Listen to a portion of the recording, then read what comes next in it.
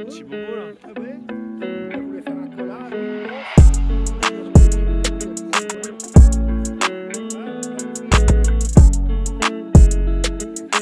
Ouais, parce que là, ces petites friandises quoi.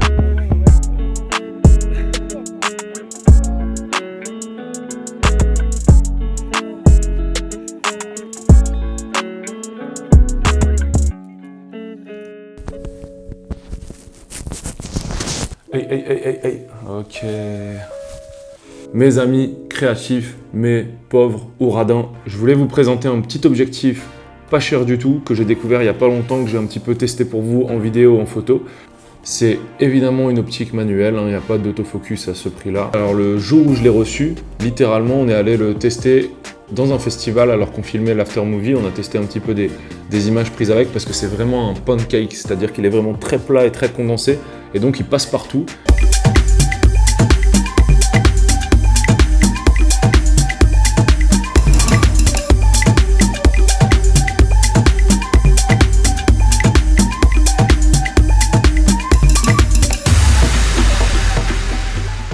Et c'est vraiment le genre de truc qui peut être sympa à emmener dans la foule. Donc on a testé plein de choses, on a été assez convaincus un petit peu par les images qui nous sont revenues. Le voici, le voilà. Ouais, quand on disait vraiment petit, c'est vraiment petit. Avec une lentille de cette taille, il ne faut pas espérer une grande ouverture. Donc c'est pour ça qu'on se retrouve avec un f8. C'est pas avec ça qu'on va espérer dégoter de grandes profondeurs de champ.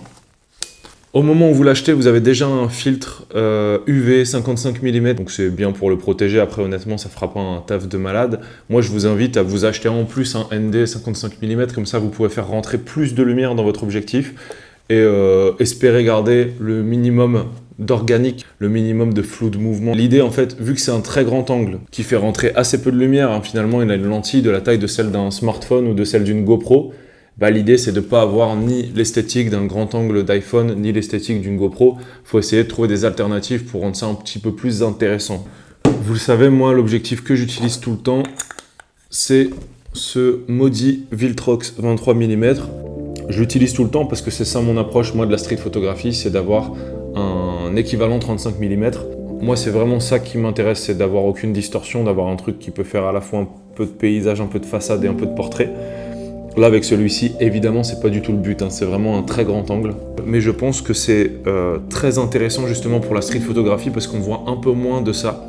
Et c'est l'inverse total d'un objectif qui va être zoomé ou d'un 50 mm ou qui va être cadré très serré et où vous pouvez voler de la photo en étant assez loin. Là, vous allez devoir vous rapprocher de vos sujets. La technique, elle est importante, le matériel est important, mais ça reste secondaire parce que ce qui compte le plus, c'est ce qui vous motive vraiment, ce qui suscite votre intérêt, votre approche, vos thématiques, votre façon de les aborder, c'est ça qui va plus compter. Moi, ce que je vous propose ici, c'est d'aller le tester dans la rue, d'aller faire un petit peu de photos.